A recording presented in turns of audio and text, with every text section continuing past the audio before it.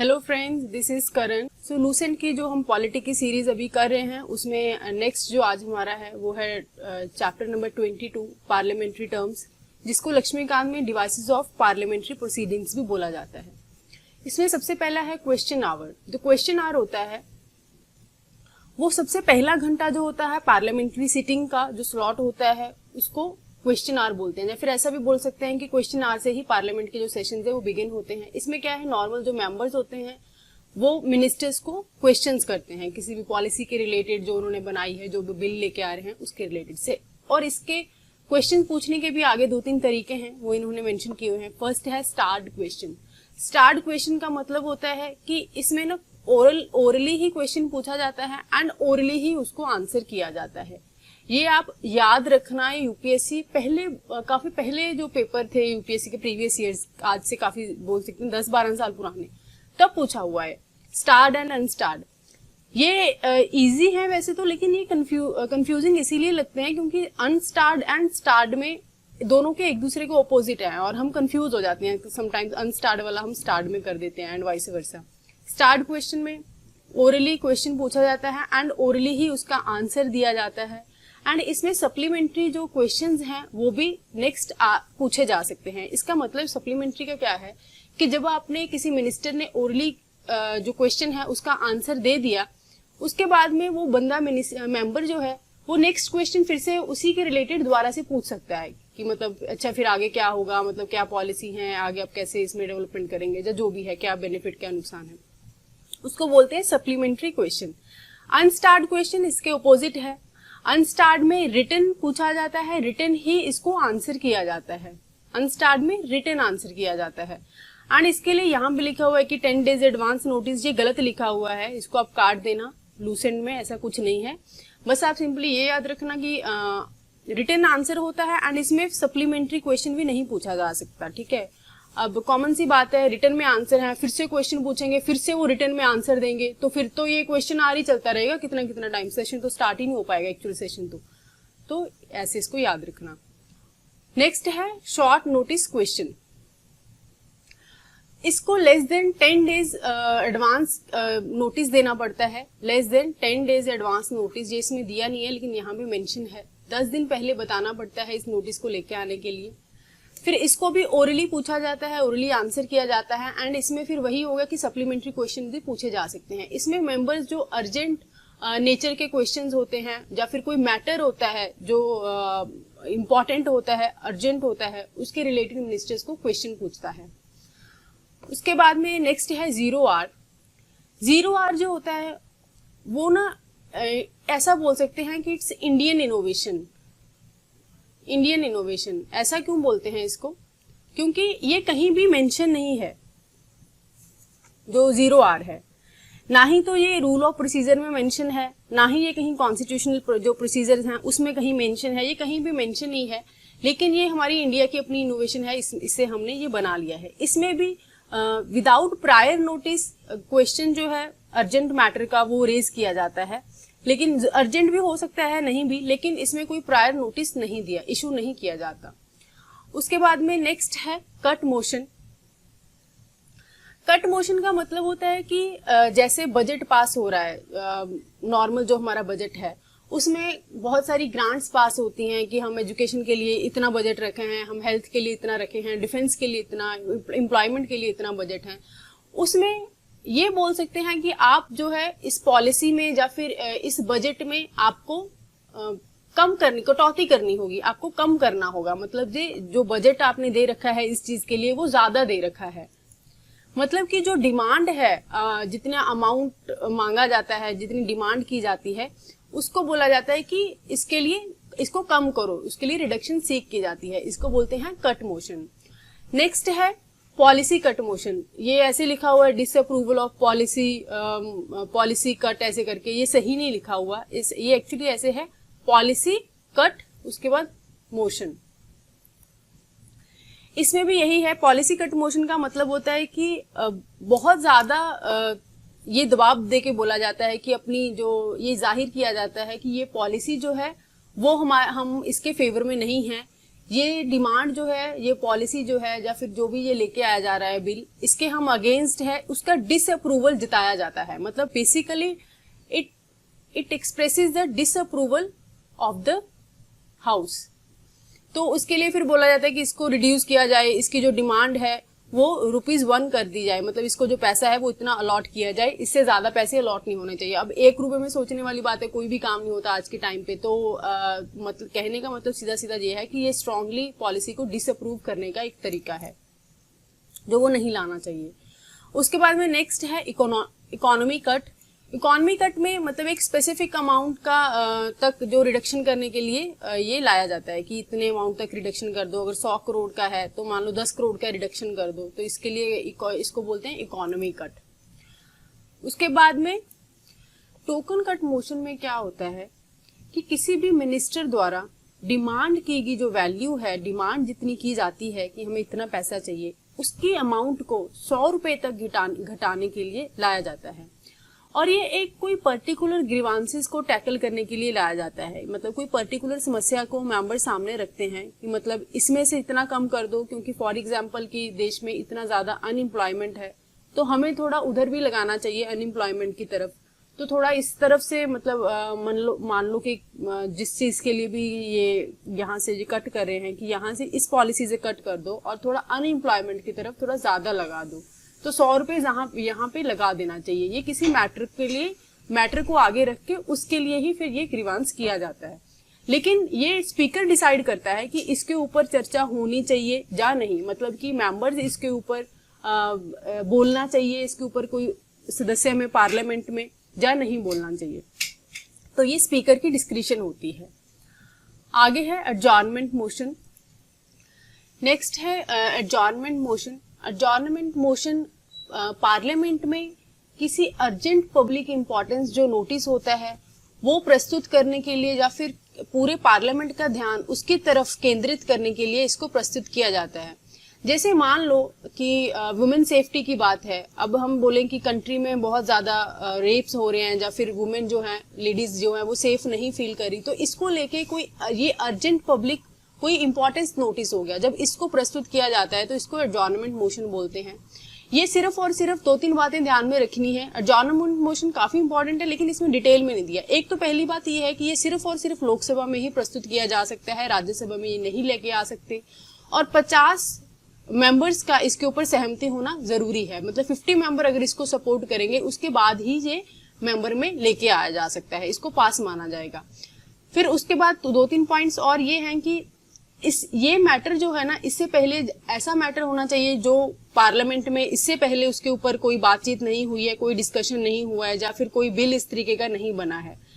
दूसरा ये है कि ये इसमें एक ही इम्पॉर्टेंट मैटर कवर होना चाहिए। ये जो मोशन आएगा एडजॉर्नमेंट मोशन, ऐसे नहीं है 2-3 मैटर के बारे में बात करता हो।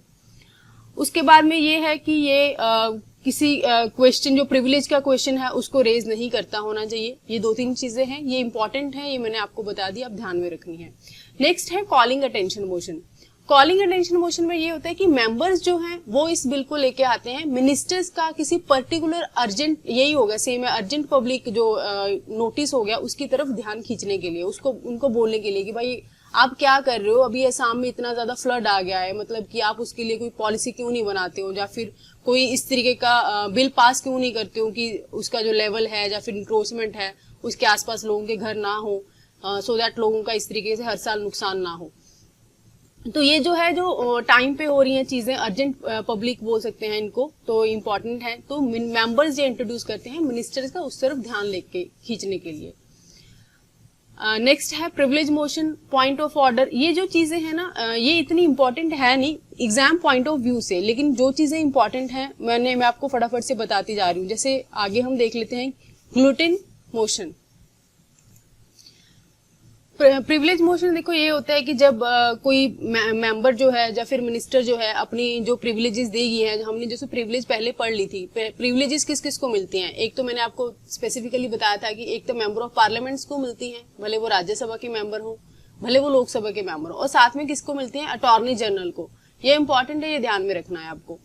तो जब किसी को लगे, किसी मिनिस्टर को या मेंबर को ऐसा लगे कि कोई मिनिस्टर अपनी प्रिविलेज का जो ओवर यूज कर रहा है या फिर प्रिविलेज का ब्रीच हो रहा है, तब वो प्रिविलेज मोशन लेके आ सकते हैं। उसके बाद में जैसे ग्लूटेन मोशन हो गया, ग्लूटेन मोशन में ऐसा होता है कि सारे पॉइंट्स को एक एक करके, बिल के सारे पॉइंट्स को एक एक करके डिस्कस नहीं किया जा सकता। जब शॉर्ट ऑफ टाइम होता है तो चीजों को क्या करते हैं कि जैसे एक मैटर को, जो इंपॉर्टेंट मैटर है उसको डिस्कस कर लिया, उसके बीच में जो 2-3 उसी के साथ रिलेटेड मैटर्स हैं तो वो भी मेंट टू डिस्कस्ड माने जाते हैं एंड उनके ऊपर में डायरेक्टली वोट किया जाता है, बिना उनको डिस्कस किए वोट किया जाता है। ठीक है, ये आप देख लेना। उसके बाद में कोरम है। कोरम में ऑलरेडी बहुत डिटेल में आपको बताई थी कि कोरम कितना होना चाहिए, 1/10 of total membership of parliament. इससे कम कोरम नहीं माना जाता, और इससे अगर कम कोरम हो तो उस केस में स्पीकर का डिस्क्रिशन हो जाता है कि स्पीकर बोले तो फिर वो सेशन को नहीं भी ले सकता कि कोरम से कम है अभी जो आज लोग प्रेजेंट हैं। उसके बाद में नेक्स्ट आ जाता है no confidence motion. No confidence motion जो है वो काफी इंपॉर्टेंट है। इसके ऊपर स्टेट एग्जाम में और यूपीएससी में प्रीवियस ईयर भी काफी क्वेश्चन पूछे जा चुके हैं, सो ये ध्यान में रखना है।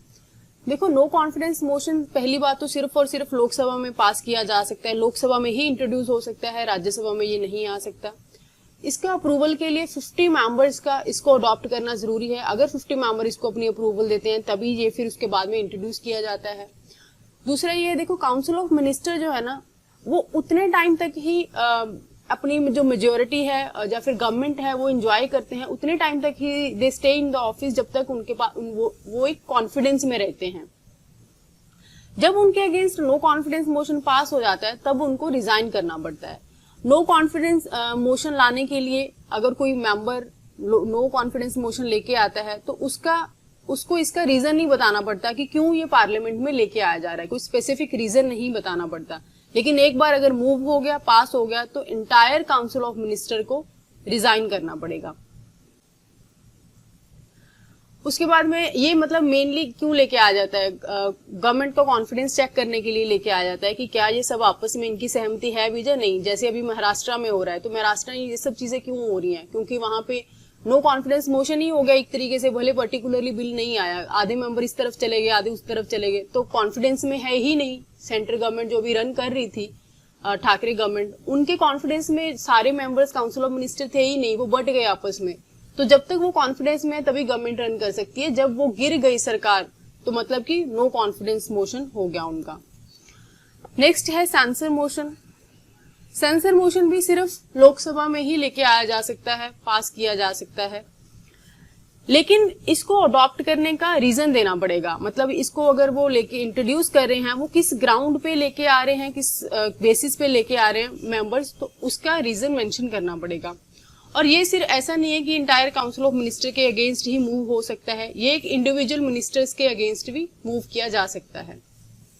और ये हमने ऑलरेडी डिस्कस कर लिया, इसका कोई रीजन नहीं बताना पड़ता। और ऐसा भी नहीं है कि अगर ये पास हो गया तो इंटायर काउंसिल ऑफ मिनिस्टर को रिजाइन करना पड़ेगा, ऐसा कुछ नहीं है।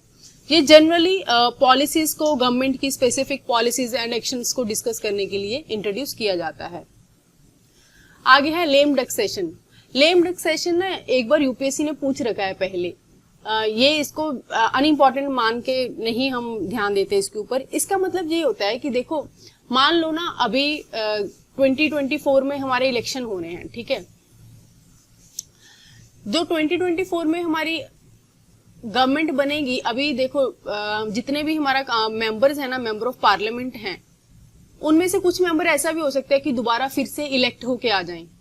तो जब इसके बाद वाली 25 वाली गवर्नमेंट जो होगी, पार्लियामेंट जो होगी, उसका जो पहला सेशन होगा ना, उस सेशन से होने से पहले जब लास्ट टाइम ये 24 वाली जो गवर्नमेंट की पार्लियामेंट एक बार आखिरी बार मिलेगी, उसको बोला जाता है लेम डक सेशन। और इस आखिरी सेशन में सिर्फ वही मेंबर्स पार्टिसिपेट करते हैं जो दोबारा इलेक्ट नहीं हुए।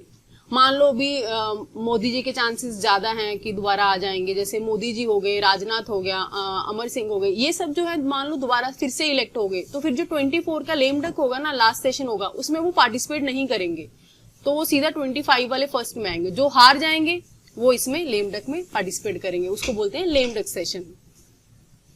उसके बाद में सीधा हम लीडर ऑफ ओपोजिशन में चलते हैं, क्योंकि शैडो कैबिनेट जैसा हमारी कोई कॉन्सेप्ट नहीं है, वो यूके गवर्नमेंट में है कि कैबिनेट के ऊपर भी एक ओपोजिशन की अपनी गवर्नमेंट है, शैडो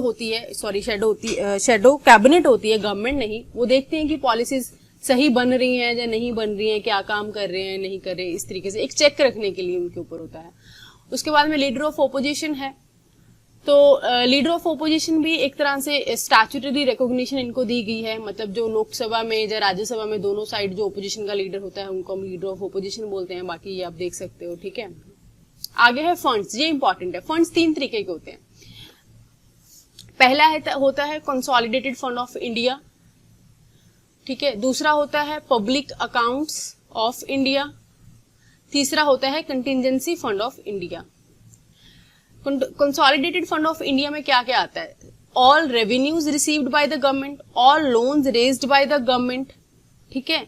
उसके बाद में जितने भी ways and means of advances हैं वो, उसके बाद में ट्रेजरी बिल जो है, ट्रेजरी बिल्स जो हैं वो भी किस में आते हैं? कंसोलिडेटेड फंड ऑफ इंडिया में आते हैं।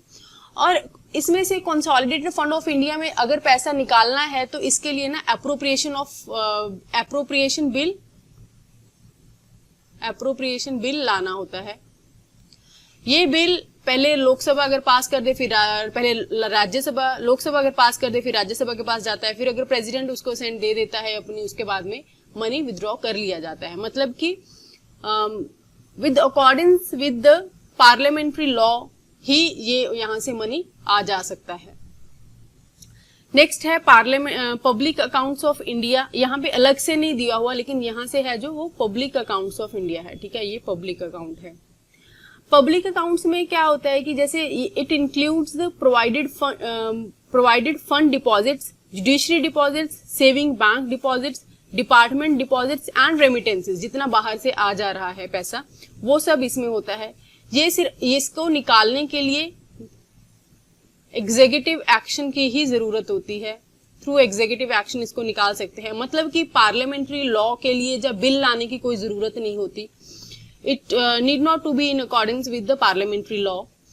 आगे आ गया कंटिजेंसी फंड ऑफ इंडिया, यहां से पॉइंट 3 का ये कंटिजेंसी फंड आ गया।